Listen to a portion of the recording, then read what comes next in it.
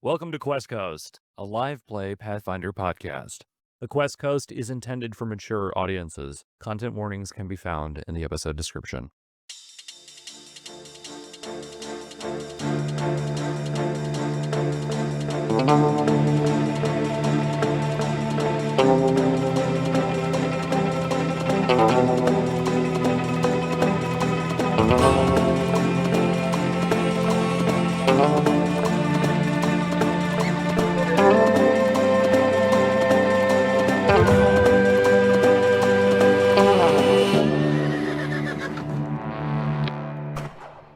Let's quest. We questin'. It's the Qwest Coast. It's the quest right here.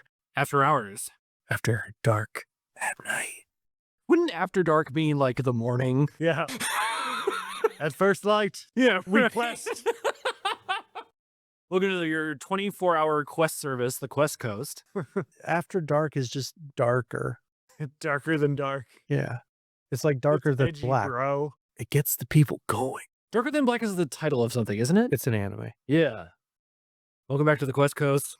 Welcome back. I'm going to take you aside as we talk about this junction in our current adventure. This 2.5 HD remix. Yeah, the first Aside Qwest for our second adventure, Riches Derailed. Yeah. And we're just getting started. And this is comparatively irregular, right? Because we did one for each episode of Blue Jay's Bank Game. Right. So this is covering 2 episodes. So if you have only listened to the first episode, go and listen to the second episode, Where Adhesive Meets Paper, because we are covering both episodes in this one. And if you only listen to the second episode, what are you doing? You jumped on the train midway through hobo style, which badass, but catch yourself up, watch the first episode. Hey, Bill, why are we doing it this way? We're only doing 2 talkbacks. What's that about? As we are still in our fledgling stage in season 1, I thought it would be interesting to try different pacings for Aside Quests. Yours was after every episode, Blue Jay, and I thought, okay, that's a very nice active back and forth. And then I know that Brick wanted to do one at the very end of his adventure as kind of a debrief, and I thought, what would be a nice in between? Okay, we'll have one midway through to kind of check in after we have sparked the central conflict of the adventure, which the train stopped, people are dead, what's happening? Let's get this train running again. And then one afterwards to just have a debrief. We've a D4 number of episodes remaining. We'll keep playing with our side quest pacing. I have ideas for my season 2. I don't want to do a lot of a side quest, but I do want to do kind of something supplementary to make it a little bit of an easier load. With that being said, I think both episodes turned out great. It's really fun. Thank you. It's really easy to do that when you have 2 great players at the table. It's easy to play a good game when you've got a great fucking dungeon master.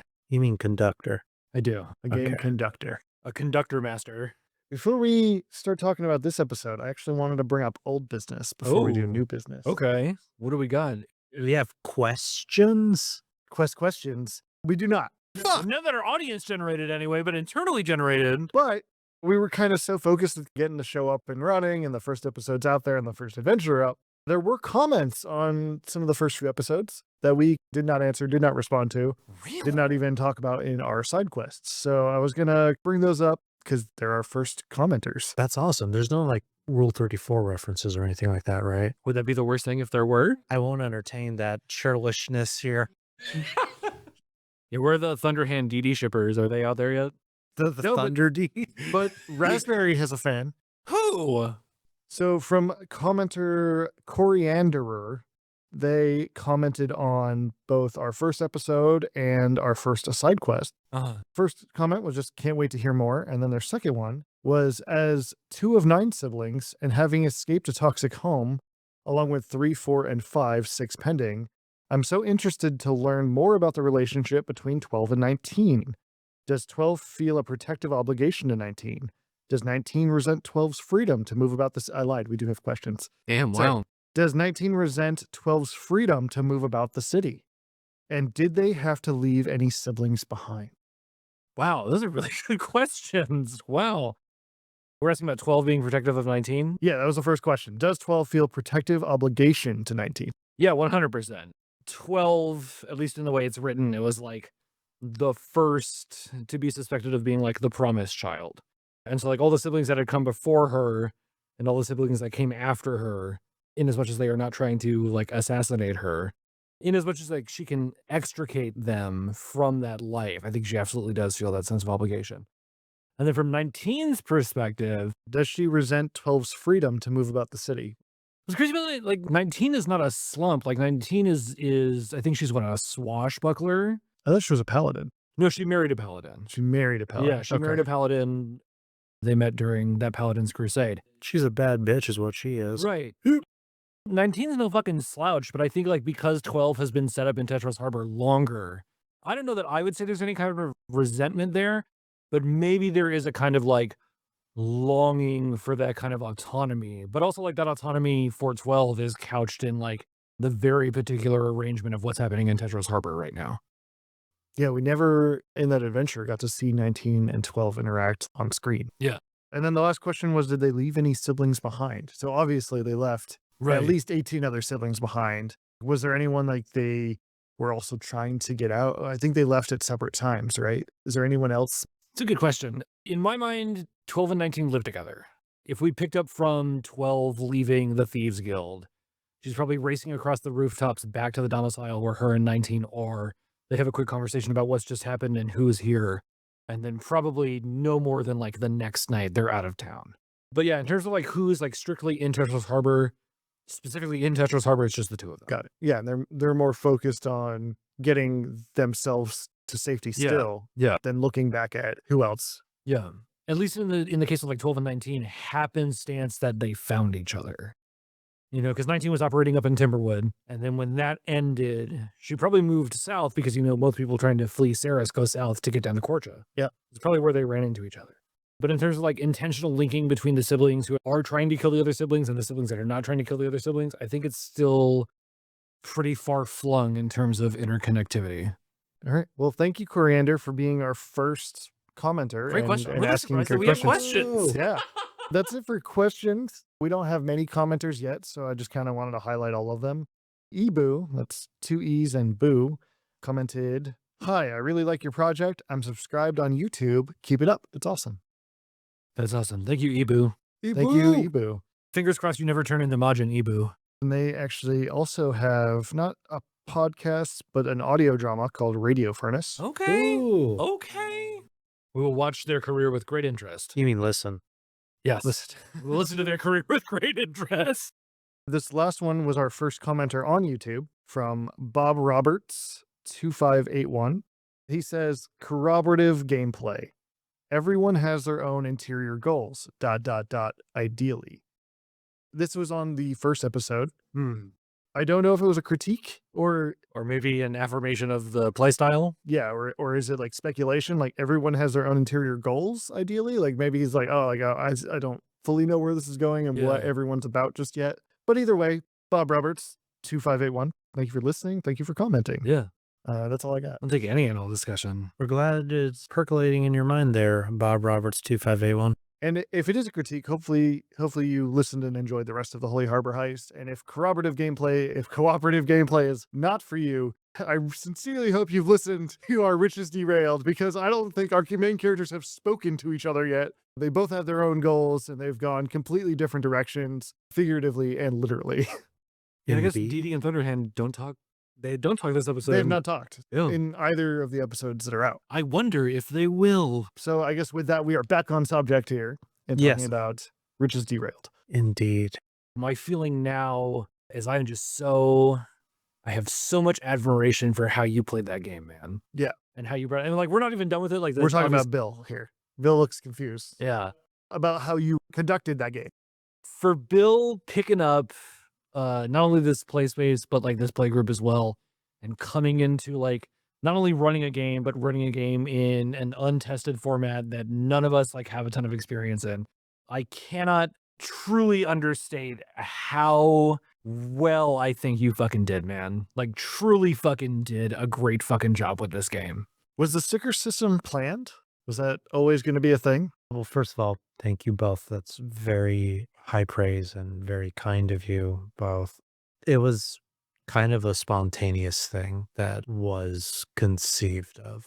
The introduction to Zaha at the end of episode 1 and beginning of episode 2, and then just the sticker system that even the employees can't fully figure out, and yet everything is based off that. Even the security is based on like how many of these like white stripe stickers you have. I don't know, like it just added like quirkiness and whimsy to this train adventure we're on. All of the environment seems organic between, Higgins and the sticker system and the dwarves and another hobgoblin being named Groll. None of that feels like it's jumping the shark. There's like no less than like 8 or 9 different fucking things happening on this train, and they all feel cohesive. Your guys' conversation with Groll and Groll in the first episode, it's so funny, and just knowing that none of that was planned. Yeah. It was all organic. Oh yeah, like we're friends from the union days, and now I'm here, and where have you been, and catching up. How's your sister? Yeah, you can hear me in the episode like drop the accent and change my pitch because I'm genuinely surprised at the table that this is fucking happening. It's so good. Yeah, both of you you handled that so well. Thunderhand, he's a more heroic character. He's coming in. He's gonna be a sheriff of this town. We're still learning about that. He's tracking a criminal. But like when you bring in Groll, the hobgoblin ticket taker, we see such a full rounded view of Thunderhand. Yeah. And it takes him from just like this mysterious figure in the first episode, because I can't shut my mouth. I really just try to steal the spotlight at every moment. Now not excluded, apparently. And so I think we don't really know what he's about, even though he kind of says in the beginning he's been tracking Duchess for weeks. He's kind of this background figure, and then we get to Groll, and they're having this conversation, and we get background information, we get personality. I just really enjoyed it. I guess I'll stop talking and leave it there. To me, like that is so emblematic of like I think what we try to affect in this play space. I don't want to say grounded fantasy, but like organic fantasy. And that's one of those fucking like, I don't want to call it a tactic. A tactic feels like too intentional. Too meditative. Yeah, exactly. But it's one of those fucking like, that's one of the things you do to like earn a believable fucking play space. And you fucking knocked out. Like the second we start with like you describing Nat's Oasis and like there's the fucking tobacco stain on the wood in the building and the shitty fucking piano and Rough Ricky, like we were off to the races, dog. God damn. You were fucking killing it. I'm Rough Ricky. God, Rough Ricky was such It was so stupid. He's stupid. Was he planned to be like kind of the cold open combat? I mean, yes and no. So when, I guess to like rewind for a second here, and this goes back to the sticker question too. When I was crafting this adventure, there was a lot of thought put into it because, as you both know, I don't really run adventures.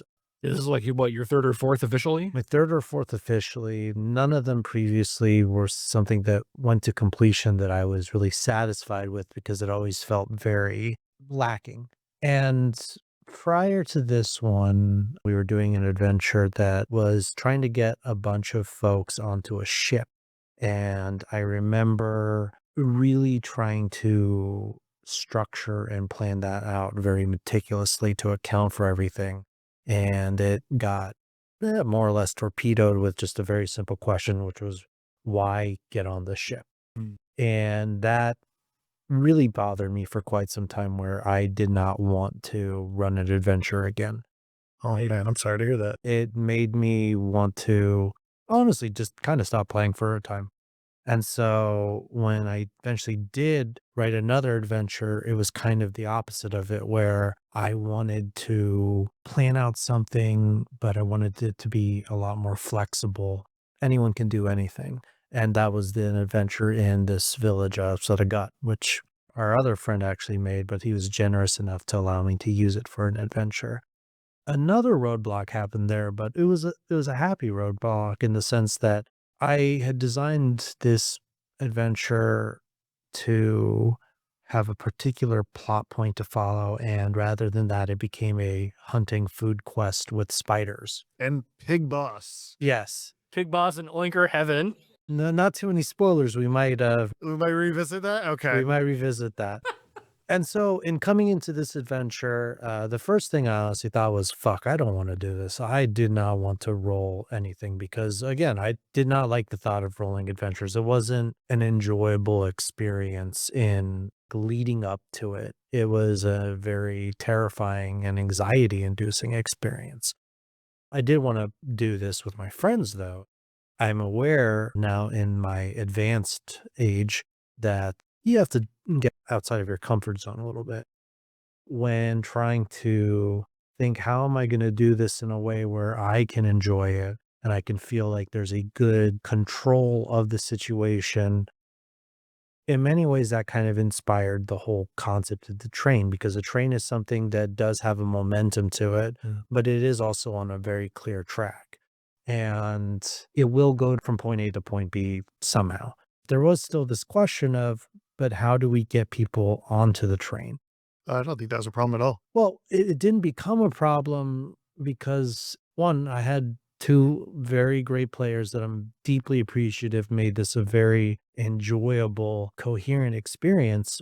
But one thing I thought of is that we're going to do a broad setting with broad strokes of what the environment is going to be like, and then we'll leave it at that. So when I think of Nat's Oasis, it's going to be a Western inspired tavern. What can I build off of that? There's going to be a piano. There's going to be some drunk asshole, because in most Western things, there's always someone who's too drunk, who likes to put their hands around the opposite sex and likes to be a piece of shit. And usually they get punched in the face and they wind up in the dirt or in the horse trough where all the water is.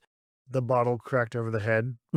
Exactly. When I think of the environment, think of like, okay, what is a good setting? What are things that I notice when I go into a tavern? It'll be seating arrangement. It can be the ceilings. So a broad stroke like that. And then getting onto the train, I knew what I wanted the train to be. The train and the themes that I wanted to explore with the train of economics and transporting value and this imperialistic aspect that's happening into this community with the lizard folks, that marginalization of lesser races. I knew that I wanted to hit them at some point. I knew I wanted to hit at some point that Grohl he would have to interact with his own species, fellow hobgoblins, and getting into the train, because when you look at historically instances that it did involve marginalization in trains, and we'll just throw out one like the Holocaust, you would often see these cases where there would be folks from a community that are kind of pitted against one another. And so to have Higgins to be one end of that spectrum, but then Grawl to be another end of that spectrum, it left a lot of room to just have a good banter back and forth, because then it's just also a question of, what is somebody who's going to fall in line with what the higher ups want him to do? What would he be like? And what about someone who's just trying to make ends meet and who does want to have good common ground with Grawl? What would he do instead? And then the stickers naturally evolve from that too.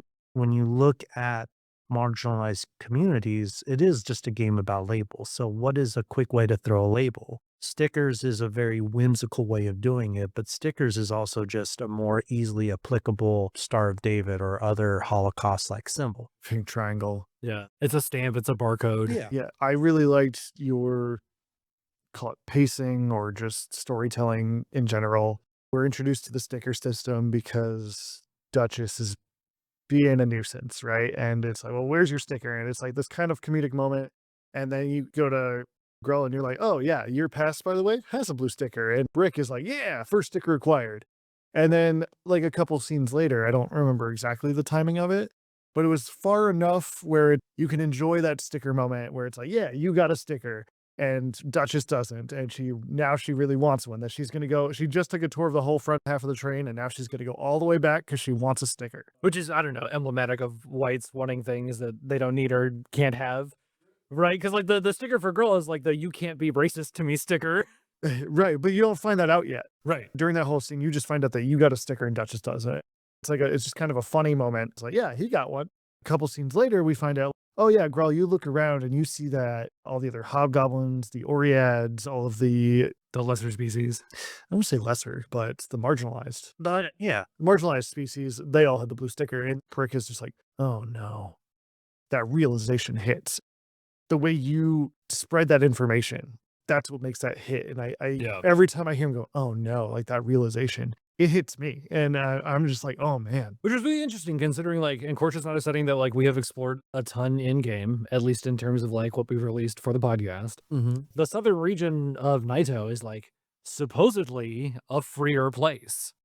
And it still is. Yeah. It's just that it's not Korcha, the continent, that It's the train company. yeah, it's the Cielo Escalon. It is a foreign entity coming into quote unquote uncharted land, and it's doing as it pleases, and it's milking resources for it, and it is impinging on what would otherwise be, yeah, freer lands for your people. We talked about this last time, or when we were playing this originally, is like what it takes for a train line to run through multiple municipalities, right? So this train equivalent, like, is creating its own fucking frontier, a la railroad barons, to make this possible, and the towns are passing off on it. And we know that one of the wealthier towns, like a vacation town for nobles, Sparrow's Edge, has like nimbied, as you said, the train system. So it's like, oh, so the wealthy can not have this run through their homes and everything. Which is like similarly equivalent to like when the English gave America like designs for like what would become steam engines. When they found out that Americans like could sit anywhere in the cars and like they didn't have like class or like economic status specific cars, they were like, "Oh, what are you guys doing over there?" Funny, but also I guess like a historical parallel that like Sparrow's Edge also went the same direction. Yeah. And then lizard folk not allowed on the train at all. Not even with a sticker. Which is crazy because Korcha has a preponderance of lizard folk species Yeah. like all over the place. Yeah. Well, and also the whole driving force that starts the whole train system is the discovery of gold, and the gold is That's right. in lizard folk territory. Yeah, the Scale Ridge Mountains, right? As we hear in your folktale beginning of episode 1. And we got to figure out what the Garden of the Jeweled Eye did to cause that, because you said it started with a bang that they caused. Yes.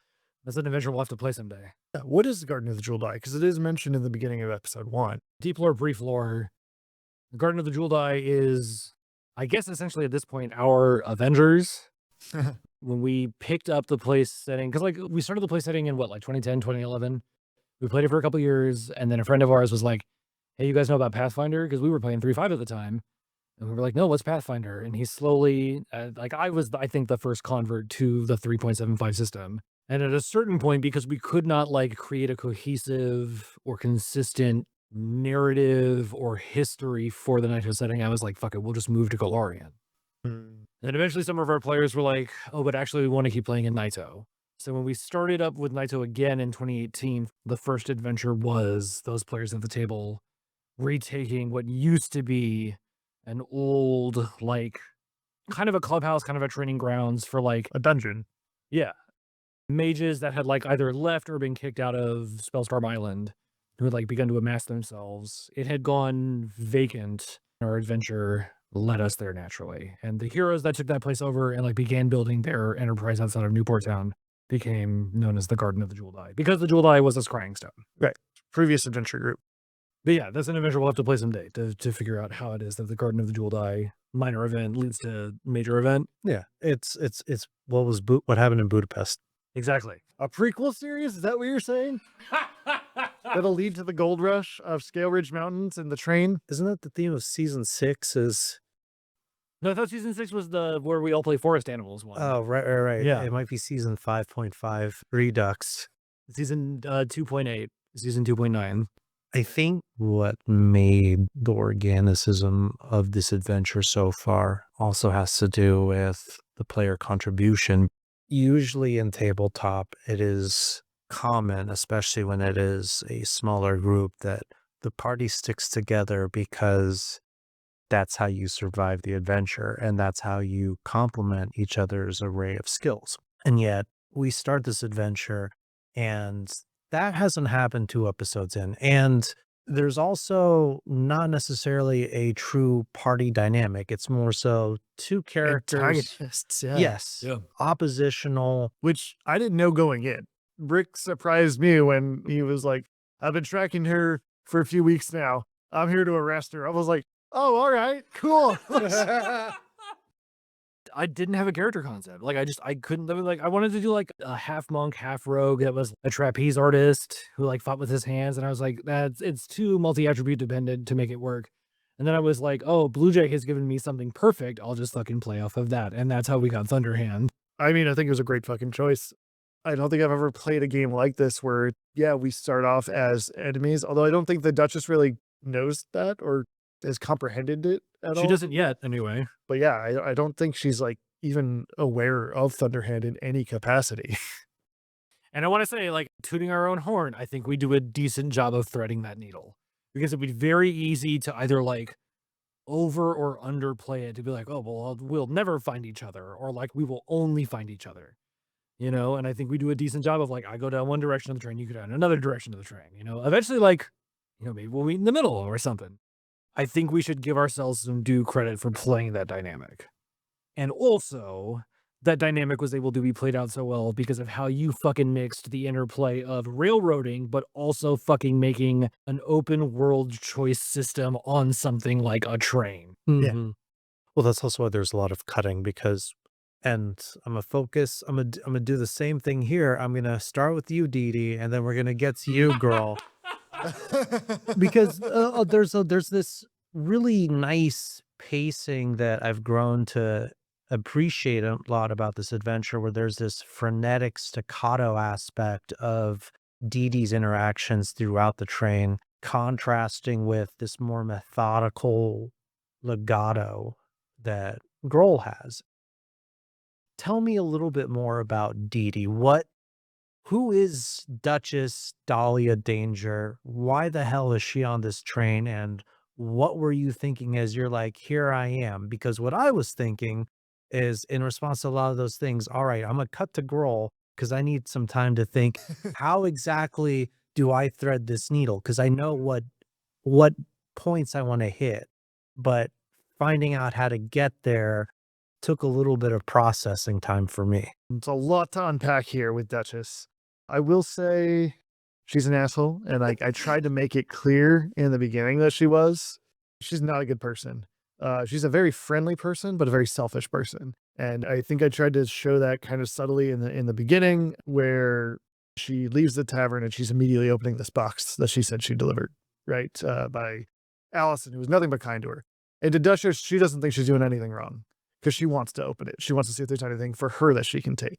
And to her, that's not wrong because she's still going to deliver the box. Like, she's not going back on her word, Yeah. but she's selfish. And so I think that's kind of her leading line to her. She can do whatever she wants if she does it with a pleasant demeanor. If she's friendly about it, like, why shouldn't she take what she wants?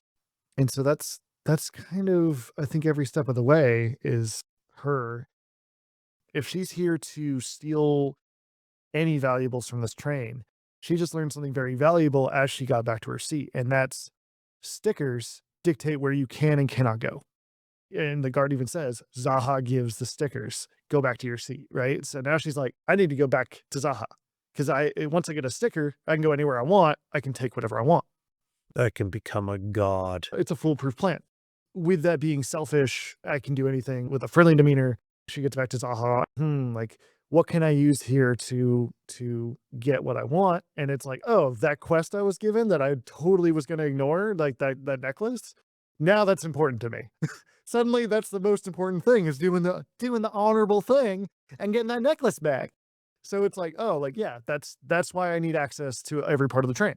That's why I need access or permission to go through everyone's belongings now, is because I'm doing what's right. And so that's Duchess.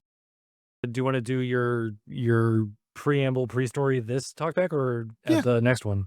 No, I can do it this one. Yeah. So Duchess Danger's real name is Dahlia Palmer. She's from Ceres, from Rhynasia, grew up in the countryside. Her father was a duke. Her mom would be the Duchess. I don't know what that makes the daughter of a duke. On Qwest Coast, we do not know English hereditary titles. So she is the daughter of a duke. Classic kind of rich kid thing. She didn't have many friends. Her parents had like a nanny, someone who like took care of her. So she didn't have a close relationship with her parents. She didn't have any close relationship with other kids.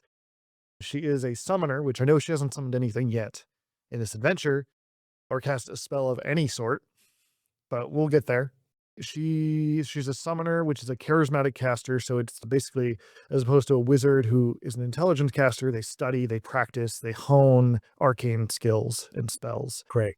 A charismatic caster is somewhere where it's innate, similar to a sorcerer, where sorcerer has magic somewhere in their bloodline or something where magic is reactionary. Yeah, it's vibes-based casting. So as a kid with no friends, no real relationship with her parents, she discovered her summoning power. She summoned a lizard friend that she was playing with in the garden, and the nanny took the lizard and like threw it outside. It's like, oh, like don't play with that. Nobility, they don't play with disgusting animals they found in the garden. So she takes the lizard and gets rid of it. Dahlia, kind of reactionary out of anger, doesn't really realize what she's doing. She summons a swarm of lizards on the nanny. She reports it back to the parents that she's got magical abilities, and they go to ship her off to Spellstorm Island because magic is, At least on this continent, anyway. on this continent, they don't want it to tarnish their reputation, the Duke and the Duchess, her mother and father. They don't want it to tarnish their reputation if they have a spellcaster. So they ship her off. But before her carriage can get to the ship to send her off to Spellstorm Island, it's attacked by bandits. They raid it, they kill the driver, they find a little girl inside, not sure what to do with that. Yeah, she traveled around with them and learned more about her own powers and has shifted from group to group and has kept that only child loneliness.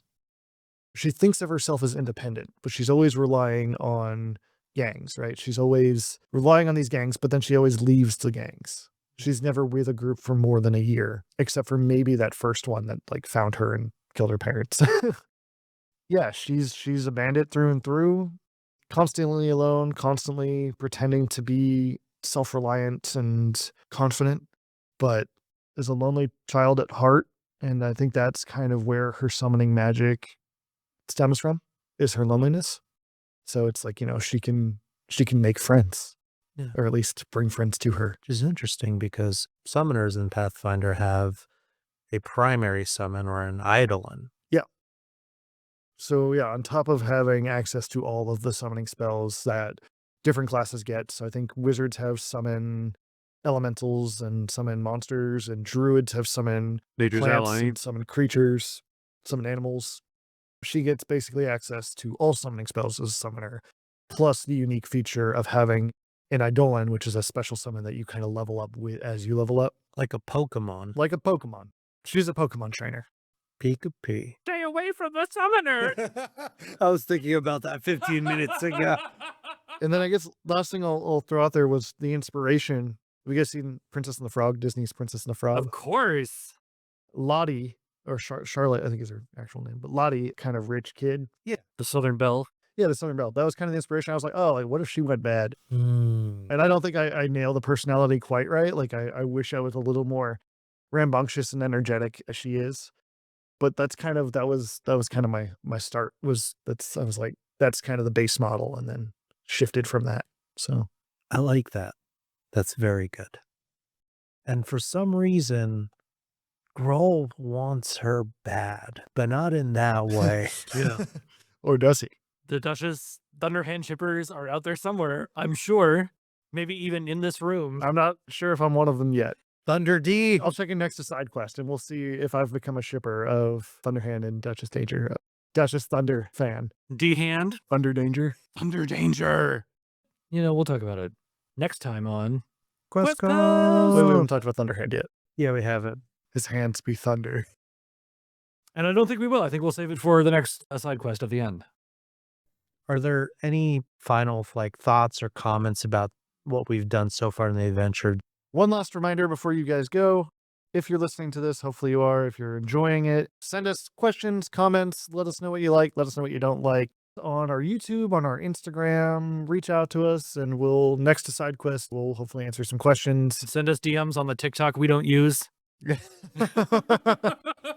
I I think Zaha is going to be an audience favorite. I think if any character from the season like stands out as like an audience favorite, my intuition tells me that it's going to be Zaha. Thank you so much for listening to our side quest. We hope that you are enjoying this adventure so far. We hope you look forward to tuning in to episode 3 next week. And we hope, hold on, I could do this better. I can do this. I could do this. On Qwest Coast! Choo choo. Hell yeah.